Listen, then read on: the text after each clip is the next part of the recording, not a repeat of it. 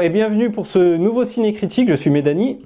Je suis Karim. Et aujourd'hui on va aller voir Alien Covenant qui préfigure au retour d'une des plus grandes sagas de science-fiction. Donc là on va parler de tous les films Alien. Ouais, normalement, ouais. Même de Prometheus. Ouais, normalement on va aussi parler de Prometheus.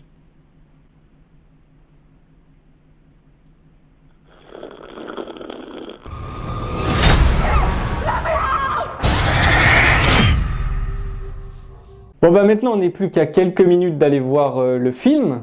Et qu'est-ce que la bande-annonce te dit? Qu'est-ce que t'en attends? Alors je viens de voir la bande-annonce il n'y a pas longtemps là.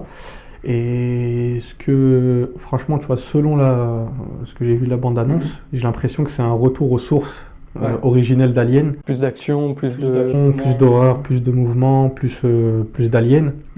Donc j'ai vraiment l'impression que c'est un retour originel. Ouais, bah pareil, y a... En voyant la bande-annonce, celle la plus répandue, je me suis dit ça va être un remake, quoi. J'ai vraiment l'impression que l'intrigue ça va être pareil que Aliens le retour. On va avoir, bon c'est pas des Marines là, mais c'est des soldats, quoi. Il y a des gens avec des armes. Ouais, ils ont des armes. Donc je me dis ça va être pareil qu'Aliens le retour.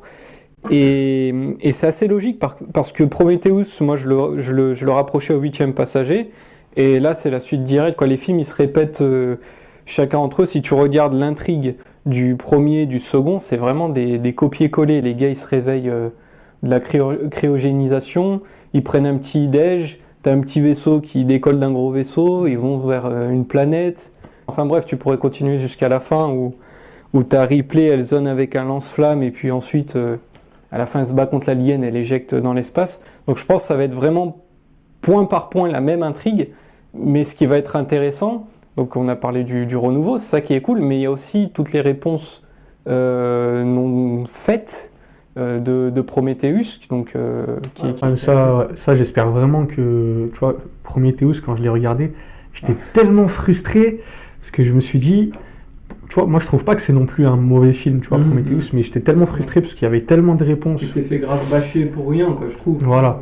Et ça c'est pas faux, et c'est peut-être aussi pour ça que Ridley Scott du coup il va revenir à ce qui était Alien d'antan. Peut-être qu'il a voulu tenter quelque chose avec Prometheus, mais c'était tellement frustrant.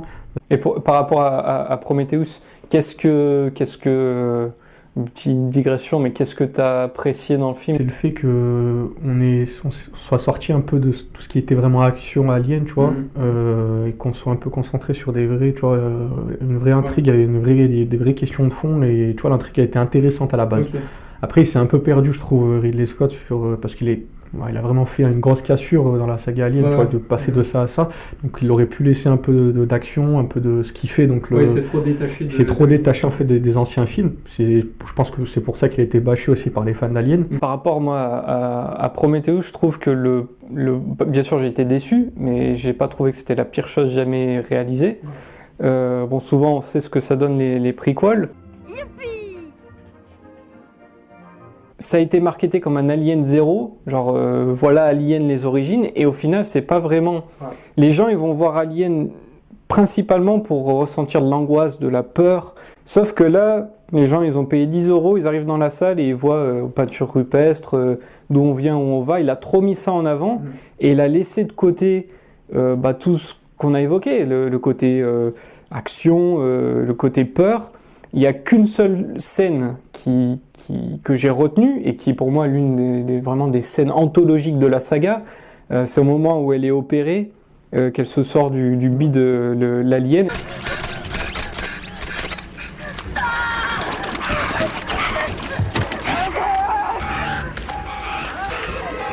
Et j'espère que dans Covenant, il remettra en avant ce côté angoisse, et derrière il mettra toutes les thématiques d'où vient les ingénieurs et tout le bordel. Et c'est ce que j'espère aussi, franchement ça serait le film parfait s'il réussit à trouver un équilibre entre les deux, donc pas être non plus trop dans que l'action sans derrière aucune histoire.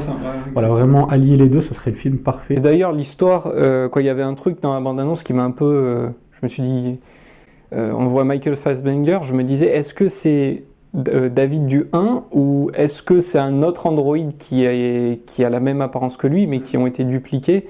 Donc ça pour l'instant. Ouais, ce qu'on va voir, hein, ce que je me demande aussi, est-ce qu'on va voir Elizabeth Shaw, ou est-ce qu'on va pas la voir voilà, est-ce qu'il va vraiment avoir des liens avec Prometheus ou pas du tout? D'ailleurs là ça va bientôt commencer donc il faudrait qu'on y aille. C'est parti.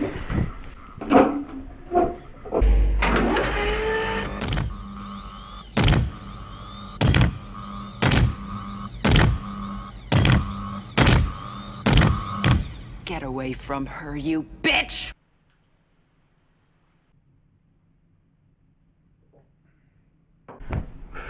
Du coup, Med, Alien Covenant, qu'est-ce qu'on a pensé? Quand je suis sorti du cinéma, je savais pas trop quoi en penser. Et plus ça avançait dans le temps, et plus j'étais déçu, quoi. J'ai été déçu. Moi aussi, très très déçu. Voilà, si on aborde direct, si on rentre direct dans le sujet, en gros, Alien Covenant, c'était censé être la suite, comme on l'a dit, hein, de Prometheus. Et là, du coup, pour faire un rapide point sur Prometheus, il y a des esprits. Peut-être. Ça doit être Ridley Scott qui doit venir ici. Et on blague, Ridley, il est bien ton film. Donc, du coup, pour en revenir à Prometheus, synthétiser les questions sur les ingénieurs qui avaient soi-disant créé la race humaine, etc. Comment ça a été abordé, donc le fait des ingénieurs dans Alien Covenant? Je pense mieux vaut traiter ça un peu plus tard, on mettra ça en spoil. Mais c'est vrai que c'est une suite. Ça c'est étrange. Ça se décroche. Ridley nous attaque!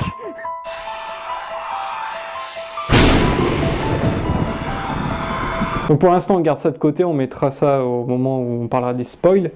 Mais au niveau des personnages et de l'histoire. C'est un scénario classique Alien, pas d'apport. Il s'est inspiré un peu des 4 premiers, il a placé un peu de ci, un peu de ça. Mais rien de transcendant, quoi. Rien de super. Rien d'original dans rien d'original, rien de pas un truc en plus qui va t'apporter au scénario. Mis à part peut-être, d'ailleurs je pense que c'est quelque chose que tu as bien plu, David. Oui, exactement. Son histoire qui est en plus, il a une relation spéciale avec les aliens, et ça effectivement, ça c'est peut-être un truc qui était assez intéressant dans le scénario. Pour ma part, moi les personnages et l'histoire, je les ai trouvés assez faibles. Donc intrigue, c'est la même chose, on finit avec la même intrigue, il n'y a pas de... Les gens, vous savez déjà comment ça va se terminer, quoi. Le plus gros souci en fait du film, c'est on retrouve pas, comme on évoquait, l'équilibre. On retrouve pas, j'ai pas senti l'angoisse, le film m'a pas fait peur. Ce qui était cool dans les aliens, c'était souvent lié à la claustrophobie, genre dans des petits conduits, tu sais pas au détour s'il va avoir un alien. De l'autre côté, Dallas! D'ailleurs, Prometheus, la meilleure scène, c'est au moment où elle est bloquée, où elle est enfermée. Donc il y a cette idée d'enfermement, de huis clos entre guillemets, qui amène au suspense, à l'angoisse. Et là, tu vois tout le temps l'alien. Il fallait qu'il trouve des angles, des manières de mettre en scène qui amènent au suspense, à l'angoisse. Il n'a pas du tout fait ça. Donc je pense qu'on peut passer au spoil. Spoil! Karim, tu peux nous évoquer maintenant la fameuse scène. Ah! Alors, non, attends.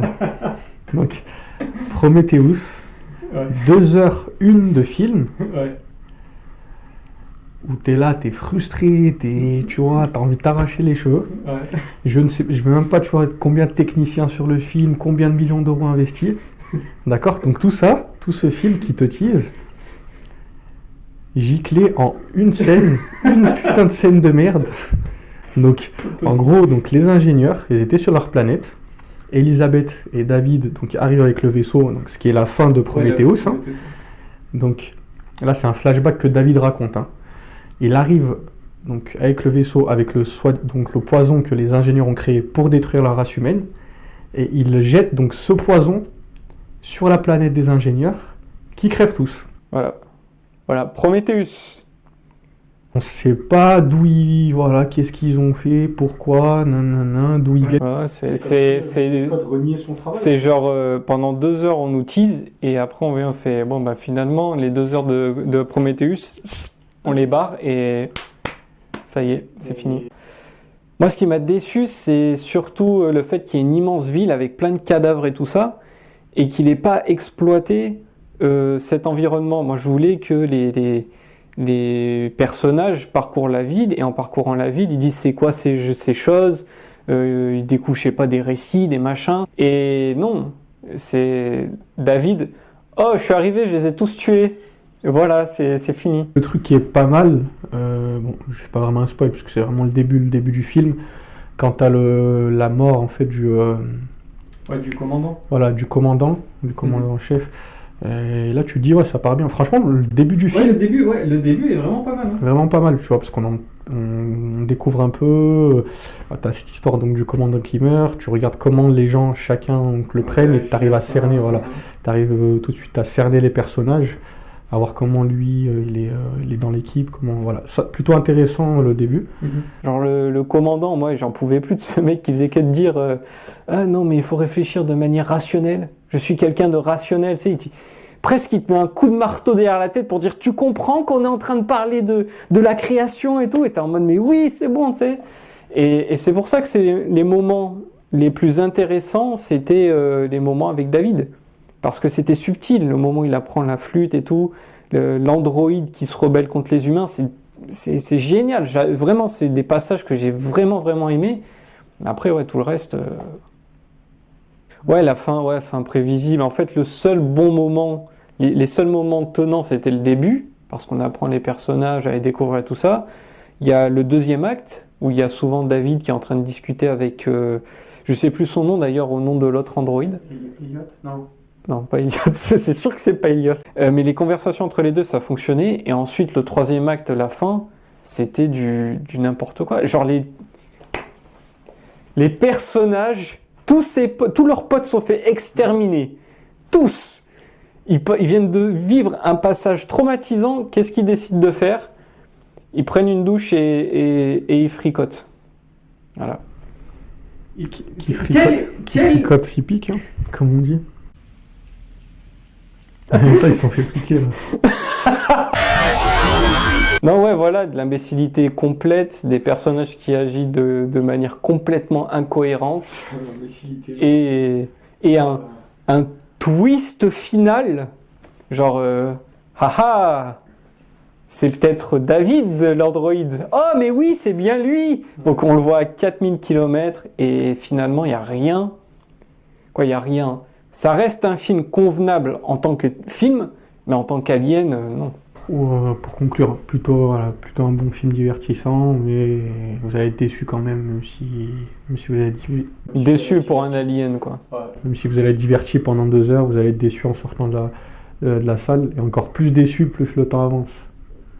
Ouais, en fait, le film s'empire vers la fin, on dirait qu'ils ont main libre, vite faut terminer.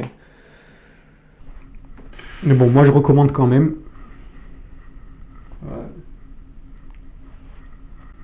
Parlons de Star Wars.